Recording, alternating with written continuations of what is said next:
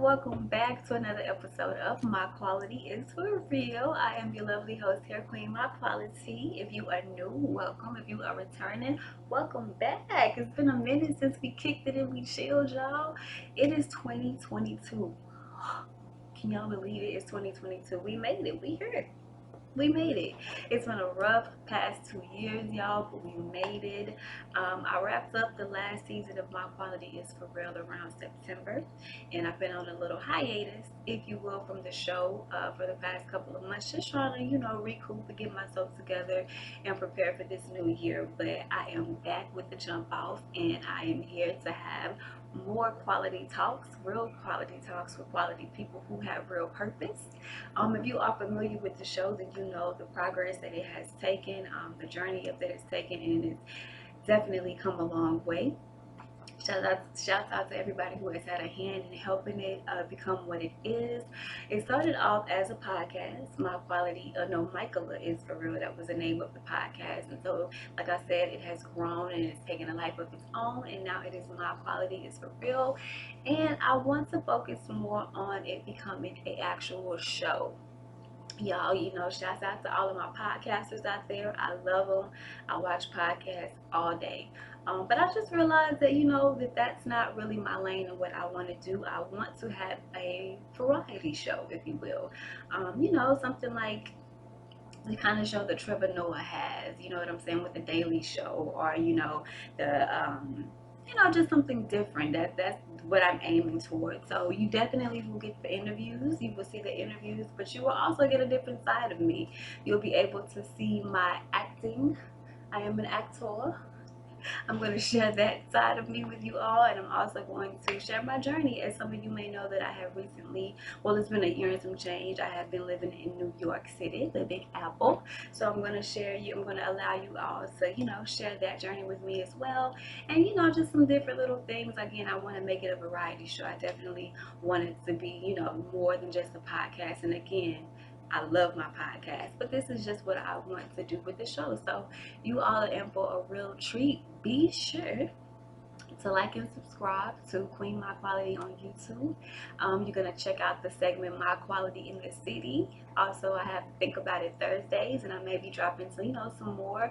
You're going to get your Black History facts, also, you're going to get your Did You Know, just educational, if you will, but also entertaining, and, I'm like hilarious as well. So you're gonna laugh and you're gonna enjoy it. Well, at least I hope you all enjoy it.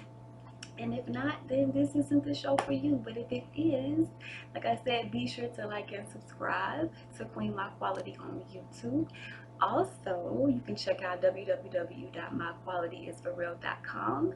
You can also find me on Facebook and Instagram, and My Quality is for Real. So yeah, stay tuned. Again, I have a wonderful show lined up for y'all. You're in for a treat. Stick around. Peace.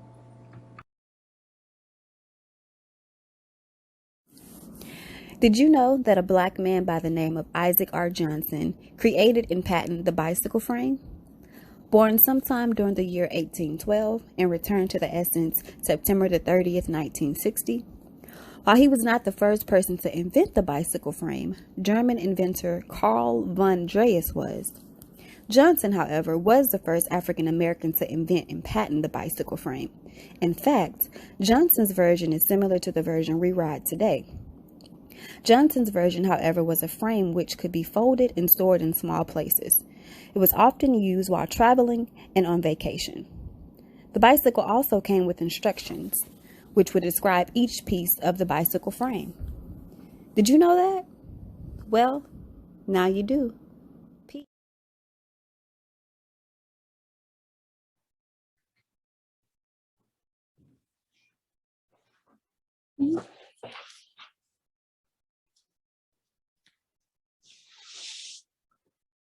Peace. Can you hear me?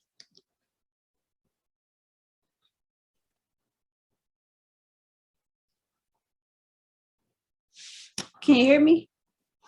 Yeah, I can hear you. Can you hear me? Okay. Peace. I'm good. I can hear you now. How you doing? I'm great. I was having some technical difficulties on my end. And Oh no. when I was trying to get in, was doing the update. ironically Oh, at the okay. same time.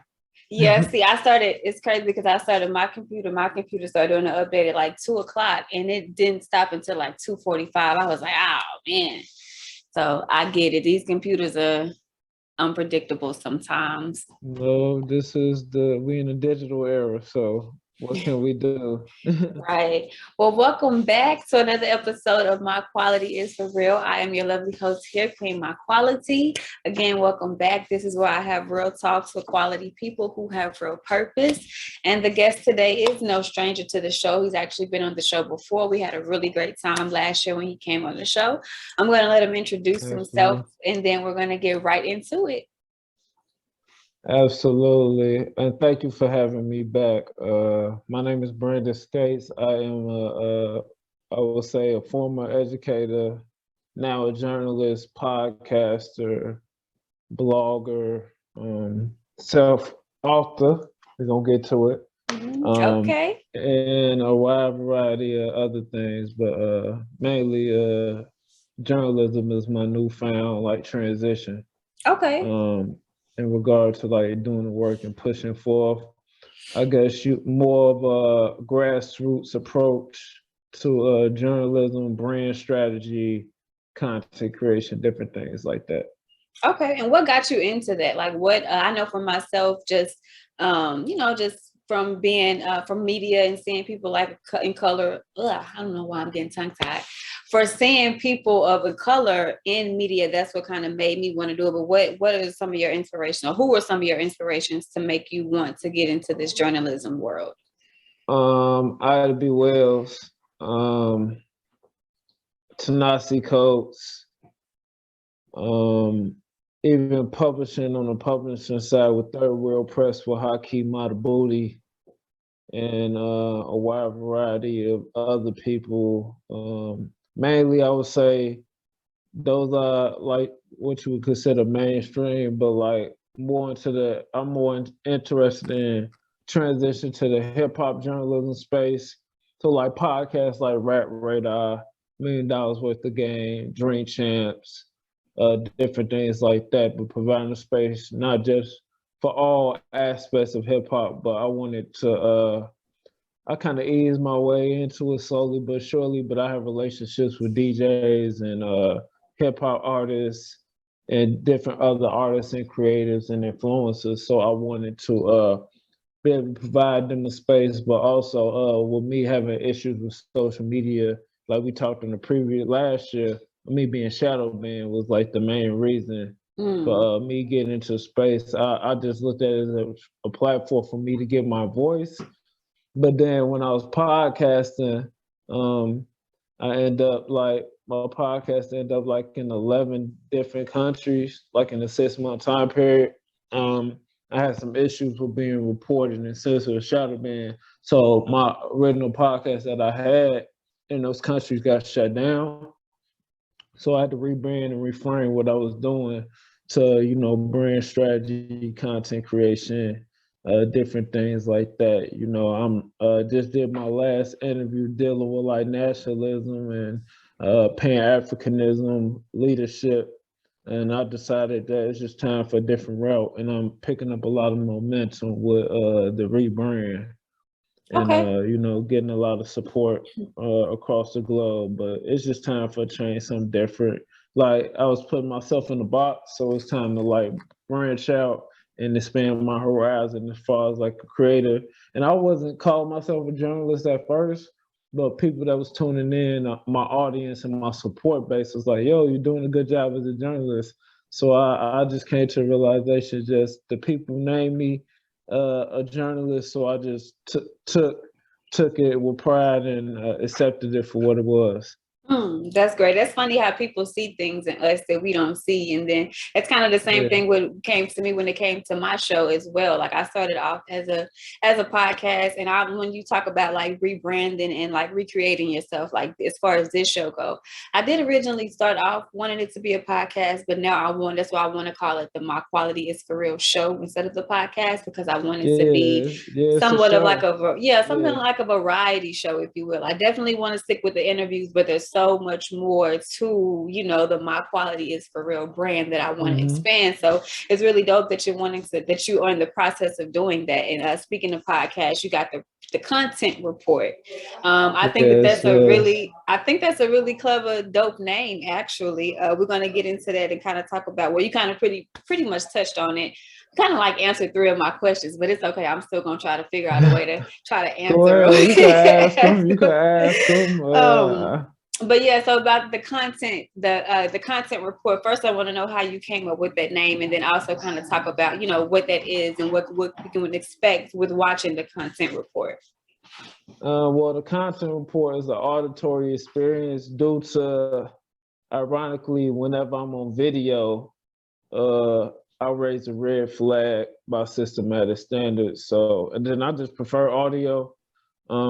But I did try to do it in the video format, but people was like, yo, it's just too bland in the background.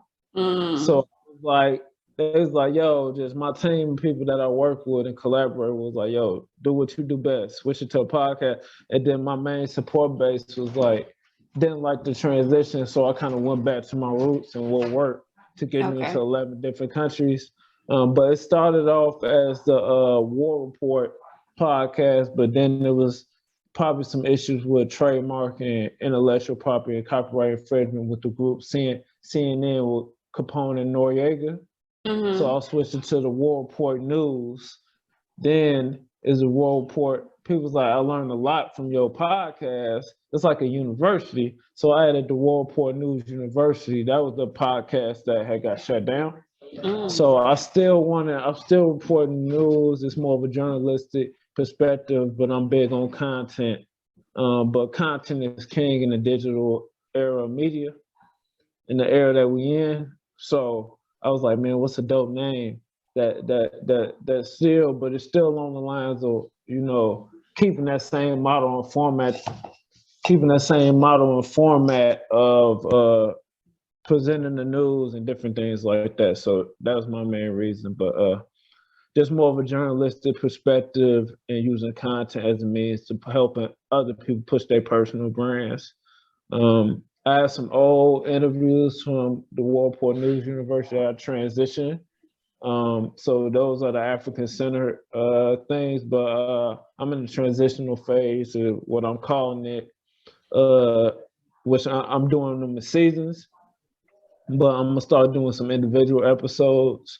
But one of the episodes I'm working on individually now is called The End of an Era, and talking about my journey from where I am now to what it is that I'm working towards. And then I'm kind of interconnecting, working on my next book,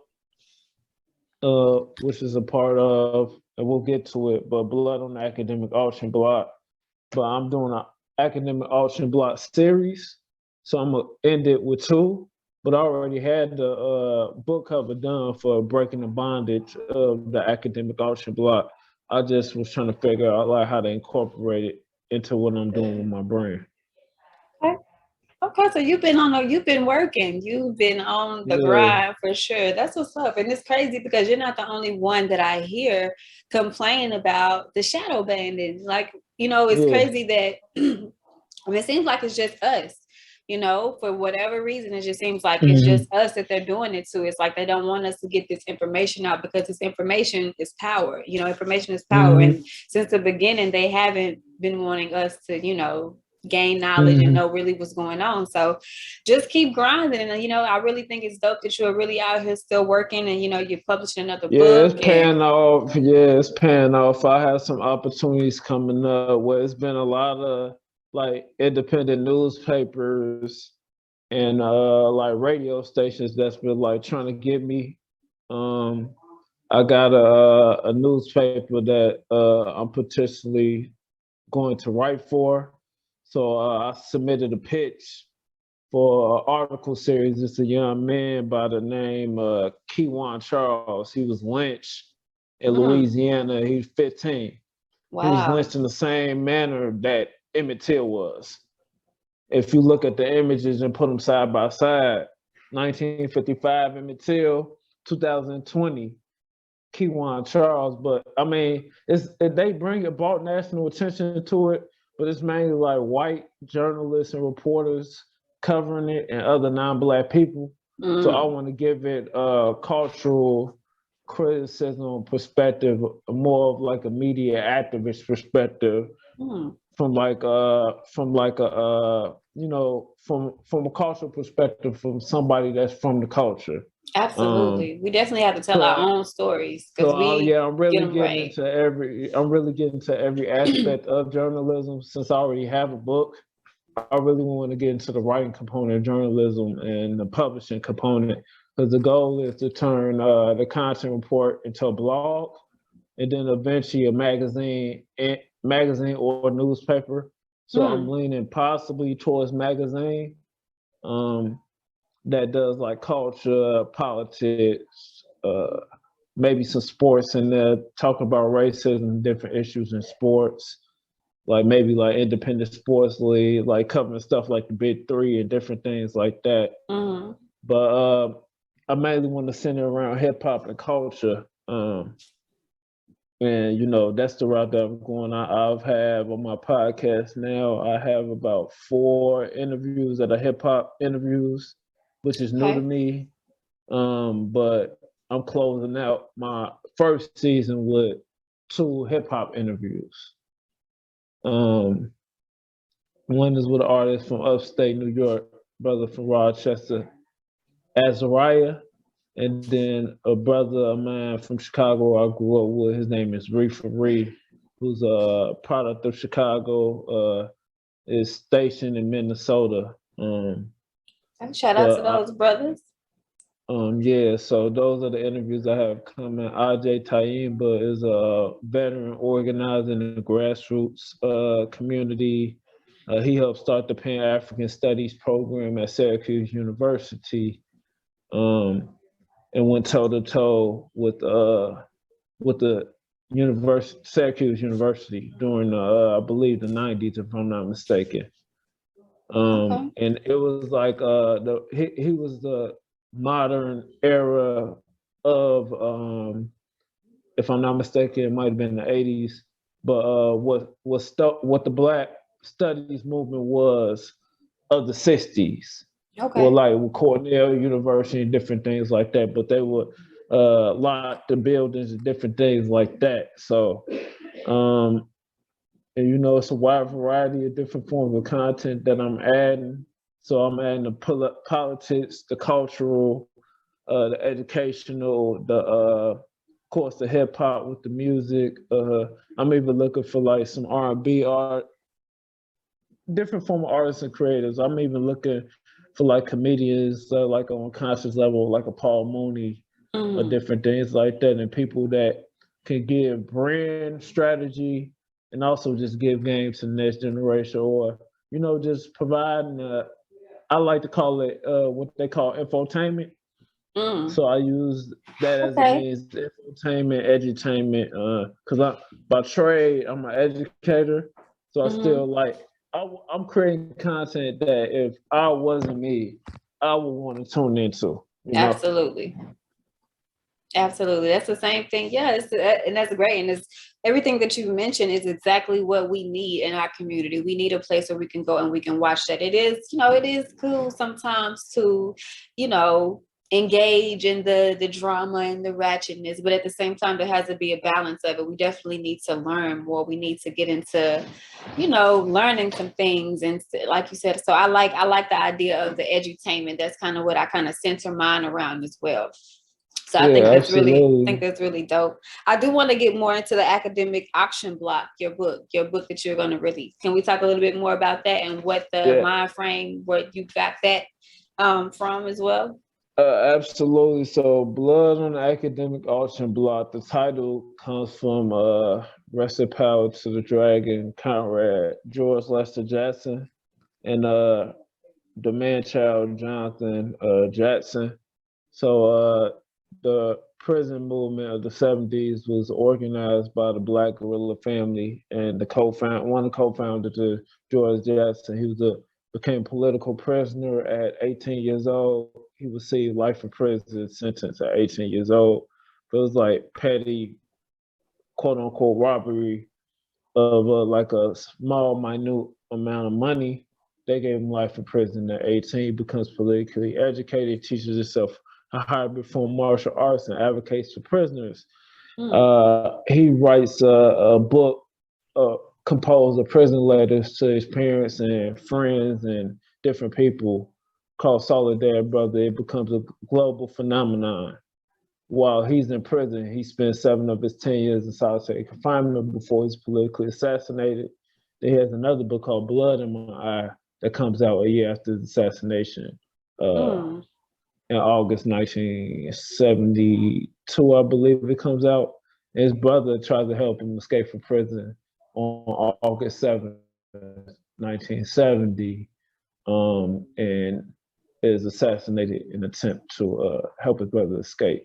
I don't really want to go too much in further of that, but that's the backstory behind, Black August. But the title comes from George Jackson Prison Letters. His second book, Blood in My Eye. So Blood on the Academic Auction Block started off as my master's thesis, which was a case study of Brown versus the Board of Education and the School to Prison Pipeline. I'm a product of the School to Prison Pipeline. So I couldn't write a full paragraph till I was in 5th grade. I was placed in special ed in 7th to 12th grade. And I started writing articles and as a op-ed columnist in college. It's crazy how now I'm a journalist and it's coming full circle. Yeah, that's a full circle moment for you right there. But I created a diagram. What the academic auction block is the Africa-centered approach to the school to prison pipeline. So the principals is the warden, teachers are the corrections officer, and I created a diagram of it. So principal is a warden.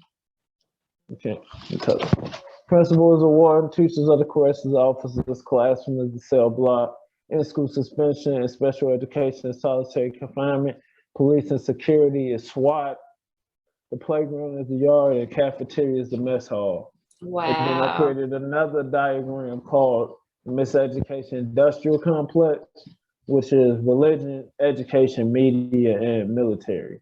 And I'll go through the book and I'll transition it into a curriculum book, which you can get on lulu.com. But Lulu had distributed it to like Walmart, to Barnes and Noble, to like, I don't know, everywhere it is, but you can only get it on Lulu. I was with Amazon, which I call them Scamazon, but they were still in my book royalty. So I end up transitioning off of Amazon, and I end up, something happened with one of my hard drives where I got locked out of it and couldn't get back in. So I lost the original manuscript.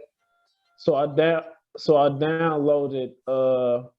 downloaded what I had, and it ended up being like 30 pages, 30 some pages. Then I added some new essays to it, like 2 new essays, and turned it into a curriculum book during the start of the pandemic, because a lot of parents were saying they weren't sending their children back to school due to the pandemic going on. So that was the basis of, the book. Share my own personal experience from 5th grade to special ed to college, to me doing work in the education system, to me lecturing and sharing my experiences, my successes, my failures within the realm of education. And it's worldwide at this point. It's even inside of prison. A brother, I can't remember brother's name, but Daryl Craig, free Daryl Craig, who's a political prisoner.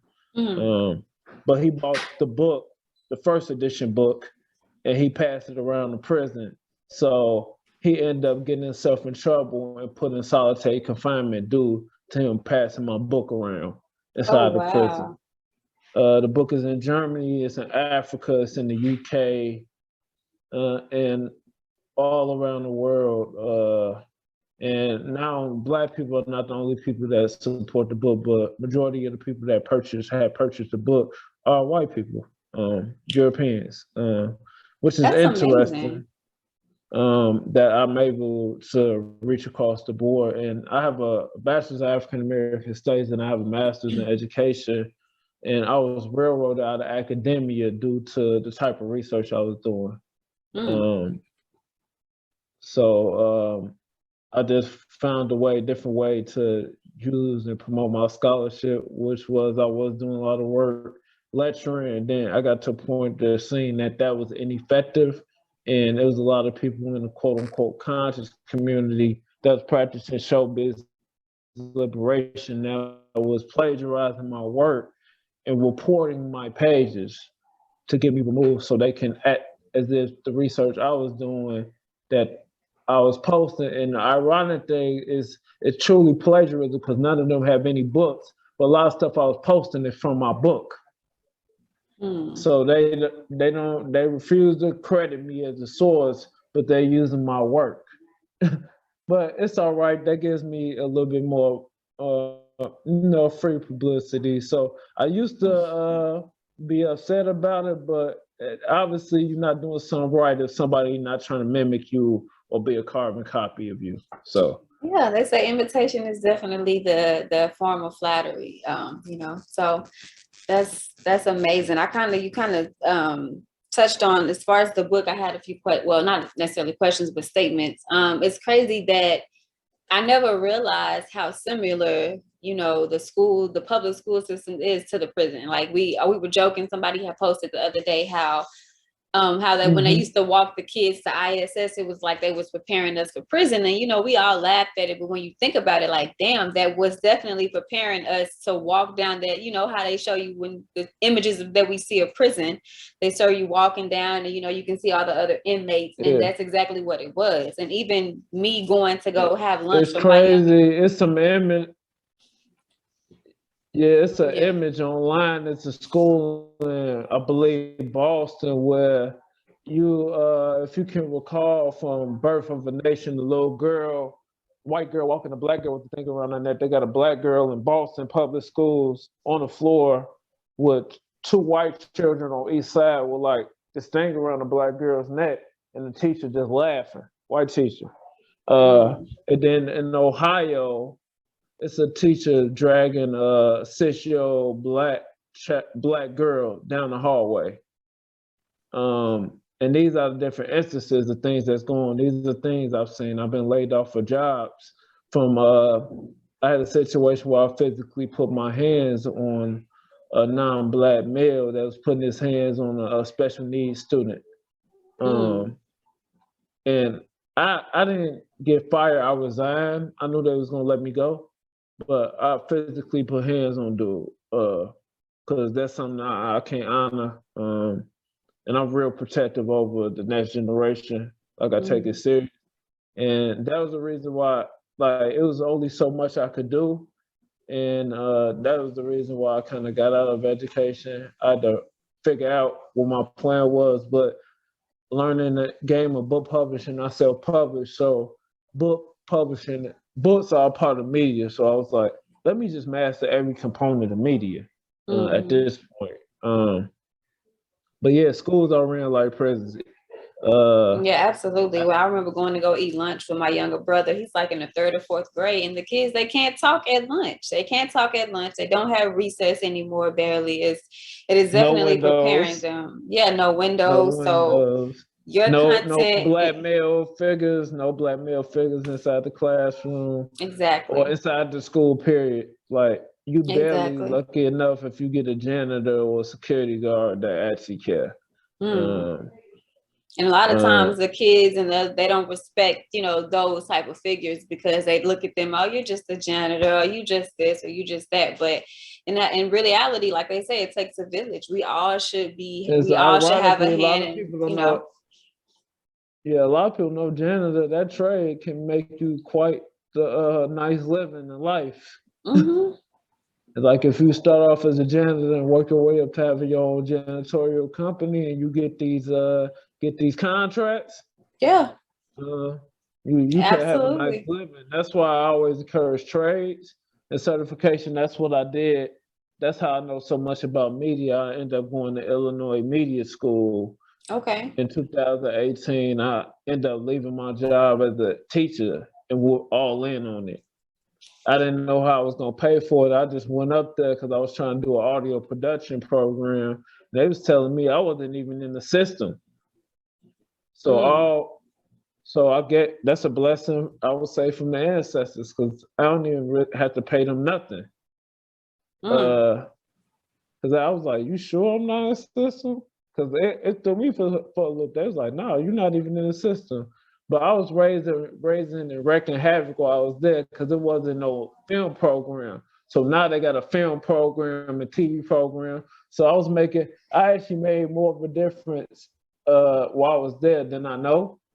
And then they have a lot more black executives and administrators and instructors in the school. But I Mm. was one of the troublemakers. I always been told I'm a troublemaker. Like I don't know how to keep my mouth closed. I guess that's why I get shadow. That's why I was getting shadow banned on social media. And then I tried to get back on Instagram and they shut me down again. Then I got on Facebook again. They shut me down. I was Mhm. having some issues with Twitter. And then my YouTube, they start flagging it. But I got lectures on YouTube. One of my lectures is flipped upside down on YouTube. Oh, wow. Well, a lot of the So greats, like, could you think about people like James Baldwin, being in 2022? Like, it has always been like that. The more when you're really yeah, speaking your truth and you really out here trying to educate, they're gonna do everything they can to shut that up and to shut you down. So the fact that you're still out here, you know what I'm saying, that I have a platform, other people have a platform. As long as we have a platform, then we'll yeah, continue to get the yeah. message out. Shout out to you. Shout out to my brother Knowledge Born Out Loud with Do Knowledge Radio countless times. Let Absolutely. me go on his platform, Israel Doctrine on YouTube.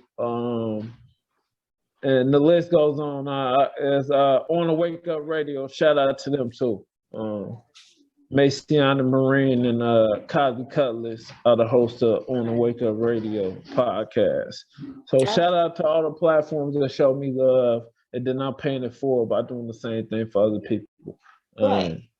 That's what it's here for, and it's great that we can all come together and connect because the word has to get out. We definitely have to continue to get it out. And your book is amazing. Shout out, like I said, shout out to you. Like it's amazing. Thank It's you. amazing the work that you're doing and the work that you have done, and that you continue to do. I think it's really dope. I think it's Yeah, really, really I'm dope. actually starting the process for the second book because I actually lost kind of passion for it, for the writing. But Mm. I had this book cover for like before I even did Blood on the Academic Auction Block, but it's called Breaking the Bondage of the Academic Auction Block. I published that as the first book, but I was having issues with Amazon, so I pulled it. But this one I'm taking the approach of looking at media as a weapon of miseducation.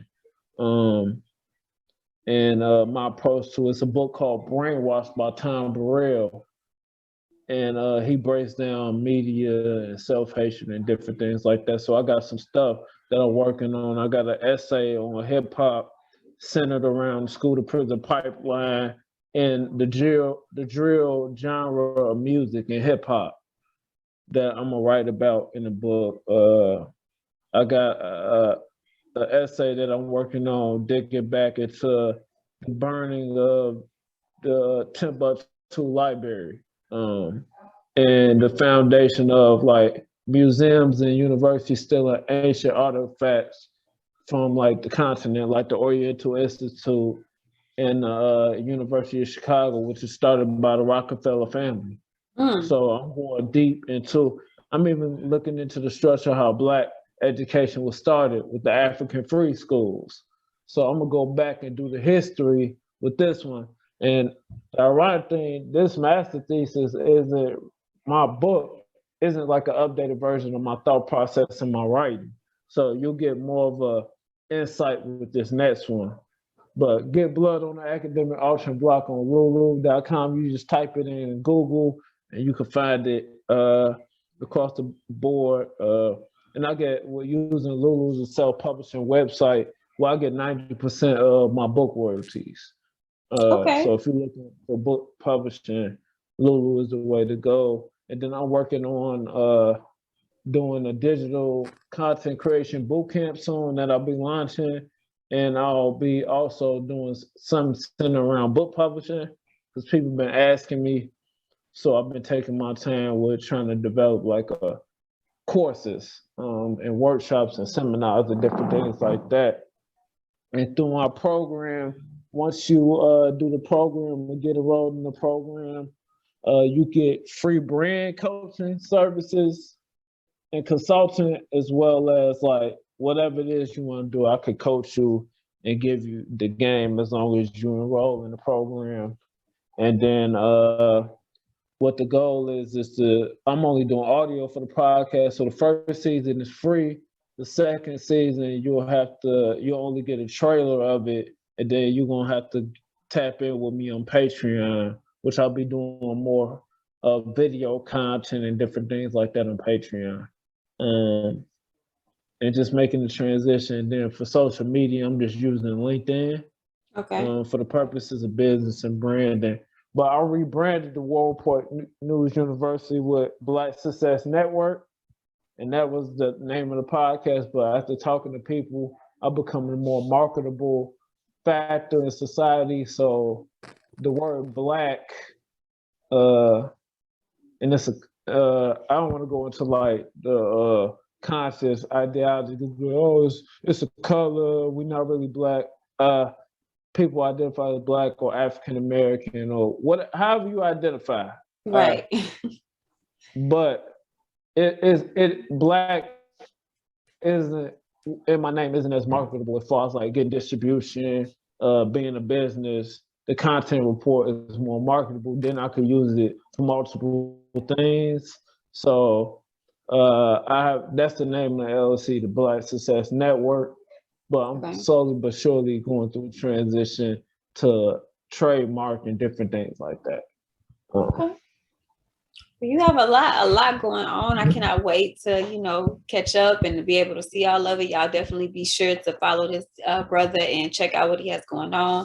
That is a dope, like I said, that's a dope book or a dope series, if you will, that you have going on. You. Yes, absolutely. I appreciate it. Yeah, I'm just using what's at my disposal. Like once I discovered Anchor.fm, that changed my life. As far as like being able to have my voice be heard globally. Mm-hmm. And I didn't even know, the crazy thing, I didn't even know like the countries I was reaching. And this 11 countries in like a 6-month time period, which is like, I'm like, wow, like even with my latest podcast, I just checked the analytics. I had people in Utah listening to me. It's amazing how many people you can reach. I started off on Anchor as well. Yeah, Anchor is definitely a good platform. Right now is definitely the time. Like this is our time, for Black creators and Black content creators. We in the early phase of podcasting. Like people, in 5-10 years from now, we're gonna be the new TV, the new shows that people come on. Mm-hmm. But my previous podcast, the one that got shut down, is I was 90% in the United States. There was like 2% in Tanzania, 2% in Ireland, 1% in Germany, United Kingdom, Canada, France, Australia, South Africa, Puerto Rico, Sierra Leone. And then through my analytics on Instagram, it was Nigeria and Jamaica. So that was 13. Countries. So, and I was like, for me to reach countries where, known to the world of colonizing, the culture of motherland, and to being able to reach across the board, not even when I was doing African-centered content for, non-Black people come up to me, our quote-unquote enemy, the man. Right. And a woman. Was coming up to me. He's like, I love your stuff. Ooh, what can I do to support? They want to try to come in and sit on them in meetings. I was like, you can't sit in on no meetings. But if you support by purchasing the book, by if I got merch, purchase a t-shirt, just share the content. That's how you can support. Like I'm not asking for any money. And ironically, that's my issue with like a lot of the conscious community. They beg on the church, but they asking for people to donate to their Cash App, to their Zelle, to their PayPal. Me, I never asked for that even when I wasn't working. I wasn't asking people to donate to what I was doing. I put my head down, I put in the work. I've been struggling financially for a long time, but for me to stick to what I'm doing and for it to come into fruition and my passion being monetized, being able to be monetized now, where people are seeking me, like I leverage my way into media. Like people weren't checking for me at first, like then newspapers just start knocking at the door, calling, emailing me, calling me, DMing me, like, yo, how can we get you as a writer? Or like how can we get you on the radio? Different things like that. So like even like when I first had my first podcast, I got even offered a 360 deal for a podcast, a platform I was using. I don't want to say the name of it, but they was gonna give me $2 million up front, then $1 million per year for 10 years. But they wanted my book publishing, and I couldn't give do them that. that. So yeah, it's good. It's glad that you're sharing, that you share these stories, because a lot of people, like myself included, I didn't know that all of that comes with being a content creator or comes with the podcast. You know, a lot of people, they like to think, oh, we just get in front of this camera and that's it. So for you to share, you know, your story, like how it really goes and the things behind it, it's like, it's a lot of work that goes into it. It's business oriented. Yeah, it's politics behind it. Like you want to distribute yourself, but like as far as if Vault TV came to me or Barstool Sports or Spotify even or Patreon came to me with a distribution deal to reach a larger market, I would sell a portion of my company to get bigger distribution to more of a global market. I already have had a global market and can reach a global market by myself, but they'll get me millions and billions of people to watch and listen to my platform, you know? If the opportunity presented and they be like, yo, come onto my platform and it's like a big name person, why not be able to get that support? Different things. Like if the opportunity presented for me to go on Shark Tank and do a presentation for the sharks on Shark Tank. Yeah, why would you not? I would go take that opportunity, but we in the mindset of now we need to what's owning 100% of something when you're not making no money off of it. Right. But you independent though. Yeah. So it's like I could sell 10%, 15%, 20%, maybe like 25, 30% of my company and be comfortable. And then eventually, once I get a name for myself, I'll be like, yo, how much it's gonna take for me to buy that 30% back from you? Because I got the capital now that I can purchase it now. I can buy it back. And then people mess around and be like, oh, you a sellout. But it's ironically, if I'm in a room trying to get a distribution deal from the so-called quote unquote enemy, I'm a sellout. But when I was really doing this work, when y'all slandering me, when y'all was shitting on my name, when y'all was plagiarizing my intellectual property, it wasn't a problem. But now I'm a sellout. Hey, well, if that's what the narrative that's going to be told, it's already stuff about me. Well, I guess I'll be a sellout, you know. That's what it is. And I could care less what the critics and the detractors have to say. Right. I've been dealing with it for a while, so I kind of know what comes with the territory. I haven't changed who I am. And it's ironic that financially I get more support from not even losing who I am, but people see what I'm doing and they like what I'm doing. I was like, you can't come to the room, but however you want to help, they be like, they give a donation. Right. And sometimes I remember one time this guy bought a book and he gave me $60 more plus on what he paid for like 3 books. Like whatever support I can get, I appreciate it. And I always ask this question to the so-called conscious community. Do the Arabs, the Chinese, white businesses tell you that they're racist or they don't like you. No, they're gonna take your money and be Because like, it's yeah, about business at the end of the day. It's not about feelings if I don't like you or what. Green is a mutual color, a green is universal as color. as one of my OGs call it, green is king. Yeah. Green has it's king and queen. They got the crown. Yeah. So whatever you say, like, and the crazy thing about it, they'll tell black people to quit their job and all that, and then they'd be working for the white man themselves. Like, come on, man.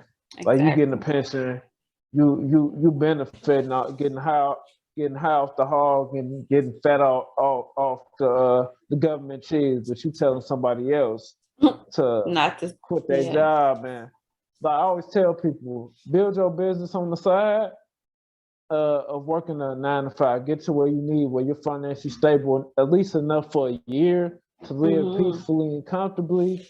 And then once you get an opportunity, if you got to take this is why I said there's a difference between having a job and a partnership. So I always look at different things like this is a partnership. As me as a writer, I'm partnering with this organization. They're paying me for my specific skill set, but I'm leveraging my art as a creator. And I look at it as being a content creator. I'm an artist. And it took me a long time to look at the structure of what it is to be a content creator. That I could actually get paid off my talent. I didn't even know that this thing could exist. I was doing all this stuff for free, giving away free game for a long time. And then I was just taught and coached by like learning from other people, but I've been coached and taught by my experiences, by the reality of life and things that I've learned along the way. I'm much wiser in my 30s. I've made some mistakes previously. I burned a lot of bridges. I have rectified it for the most part. Some people want nothing to do with me, and I respect it. Others, we are collaborating, possibly in the near future. But as far as on my end, where I made mistakes, I rectified and made amends with apologizing and making those amends. And there's a couple people now that see what's going on in the so-called conscious community. Now they want to come on my podcast and want to befriend me again, but had the nerve to disrespect me publicly. And the damage has been done. Like for me, I'm aware of it. I appreciate the gesture, but I'd rather you make a public apology about it. Or even if you want to make a public apology and have a conversation, I would rather you come on my podcast to have that conversation so we can document it and have it on record. But other than that, like I'm not looking to make amends with anybody that has done me harm, that has caused me to lose business opportunities and different things like that. Well, we over here at My Quality for Real, we definitely, you already know that you have this platform whenever you are about to drop something, you can definitely come over here and we will definitely continue to collaborate. And like I said, what you're doing is wonderful. I'm glad that we're able to have these real talks because you dropped a lot of jewels in this interview right here that a lot of people from the outside looking in, they don't realize these things. They just look at, oh, this is easy and it's just going to be easy. Like I said, myself, I always use myself as an example because I just thought that I just wanted to talk to people, people that I knew. I just wanted to talk. I love to talk. I want to, a show, but it takes more than just turning on the camera and boom, there's a lot of preparation that goes into it. There's a lot of different things. And so yeah, you're doing a wonderful job. Yeah, I agree. Like as far as the podcasting goes, like a lot of people don't know like the work that going. And I gotta say this: you don't have a podcast if you're on Facebook or Instagram. Podcast is audio formatted content. Like you could have a video component like we're doing right now, but if you don't have the audio, you don't have a podcast. But it takes a lot of editing. It does. You could get as far as funding, you could get sponsorship, or you could do like commercials for people. You could have people push their brand, and different things like that, and support. Like even you can either have people that are like brand ambassadors that push your content on other people's platforms, or you could be a brand ambassador for other people. And that's something I'm actually looking to get into. And being a brand ambassador for like different companies, like that are people that I know that's doing great work. But yeah, it take a lot of work with the editing, the promotion, doing your own artwork. I do my own graphics. I do everything myself. So now I'm getting to the point where I want to build a team of people. So I'm just out doing some networking and different things like that. And I want to get off into getting press passes to like different events, to like hip hop and music festivals, Southwest Fest, and different things like that. Unfortunately, I won't be able to make it to the Southwest Fest in Austin this year, but next year in 2023, I'm gonna make my way down there. Well, all And I want to right. start hitting these music festivals, hitting these concerts. When artists come to town, different things like that. But the goal is to transition, the content reporting to what the source is, what is double XL, Okay. from a more, I guess you could say, a black centered or black African centered perspective. Kind of what Do the Knowledge Radio does. I like what Doggy Diamonds does. I like what Street TV does on YouTube. I like what Gully TV does. Dream Chance podcast, Rap Radar, like those podcasts has set $1 million worth of game, has laid the foundation. But just giving game to the younger generation on the do's and don'ts and how to make it inside the industry, but also being your own brand, being your own corporation, that type of thing. Absolutely. And Absolutely. content is king, so you got to have content no matter what industry you're in, whether you're an educator, whether you're an entrepreneur, whether you're a small business, whether you're a politician, whatever you do, whatever industry you're in, you got to produce some kind of content of any form, like audio, video, written word. Absolutely, absolutely. Well, y'all be on the lookout for the content report. Also, be sure to support the academic auction block, the Blood on the Academic Auction Block. Be sure to support this brother. He's doing a lot of amazing things. We're going to wrap it up. Any last words of encouragement? And again, give them where they can let them know where they can find you and how they can contact you. And since Instagram and everybody is shadow banding. Yeah, you can find me on LinkedIn, Brandon Scates. The content report on Spotify and anchor.fm/content report podcast.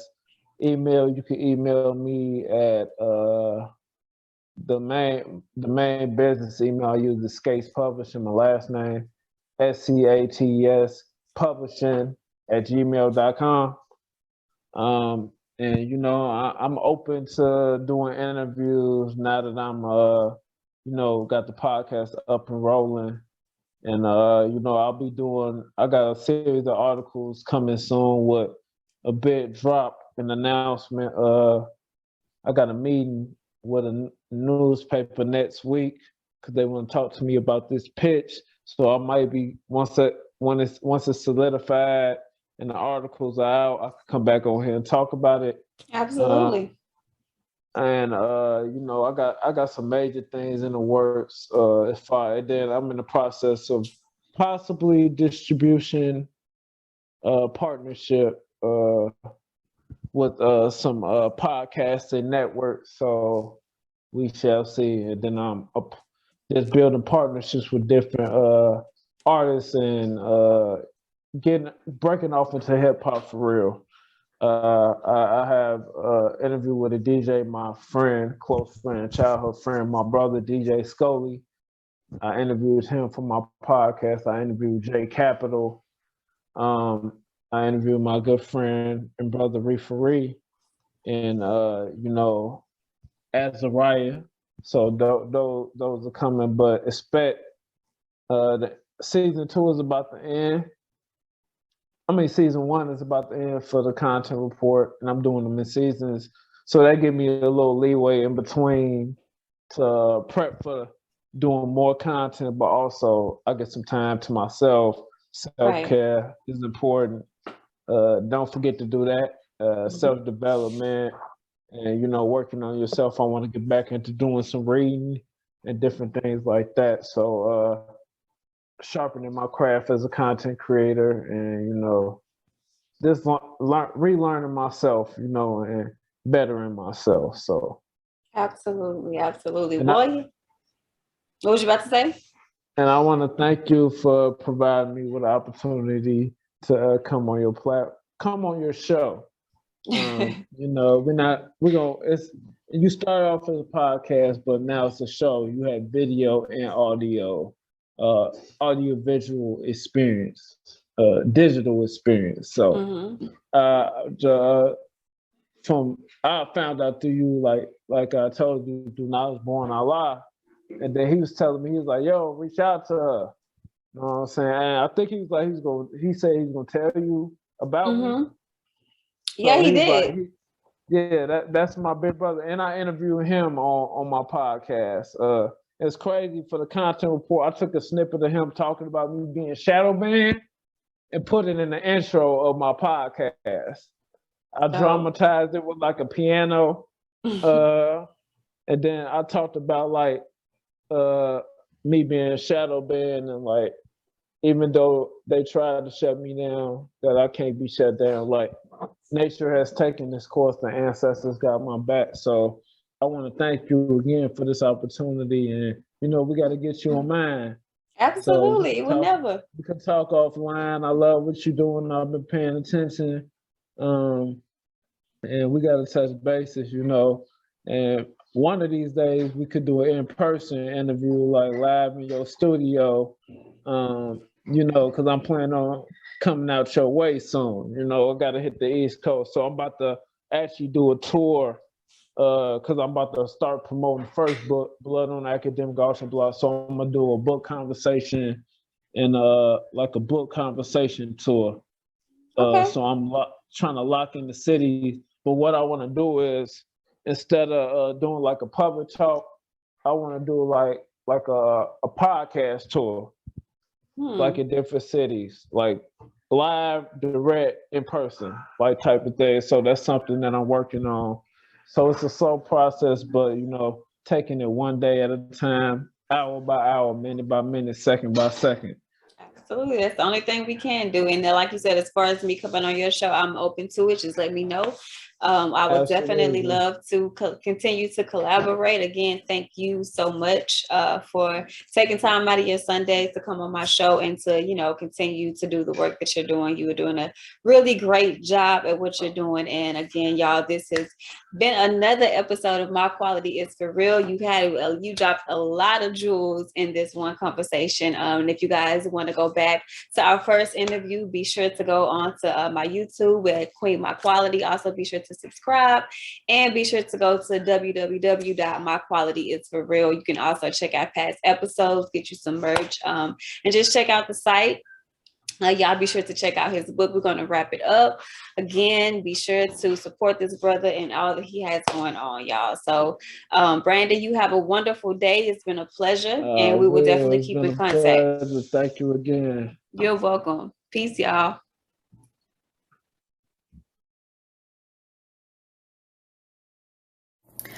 Man, y'all, I can't tell y'all the last time I have been to a concert. My aunt came to New York and took me and my little cousins to see Bone Thugs-n-Harmony and TLC in Coney Island, y'all. First time being to Coney Island. I had so much fun, y'all. It was so dope. The crowd was jumping. Like when I tell you, everybody was just excited to be outside. We had on our masks. We was protected. You know what I'm saying? We followed the rules. We had a really good time. Bone Thugs-n-Harmony came out, did their thing. Everybody was cool. Nobody get into it. TLC came out, did their thing. T-Boz looking good. Chili looking good. The background dancers was good. I'm talking about everybody was looking good. Do you hear me? I felt like a 10-year-old all over again, y'all. Like, I remember every word to every song, every dance step. Like, I was doing my thing. Do you hear me? Man, I had so much fun, and I'm so grateful for my aunt. Like I said, she came all the way from Texas Fort Worth, Texas. It took me to see Bone Thugs and Harmony in TLC, y'all. Like, that was like one of the highlights of my.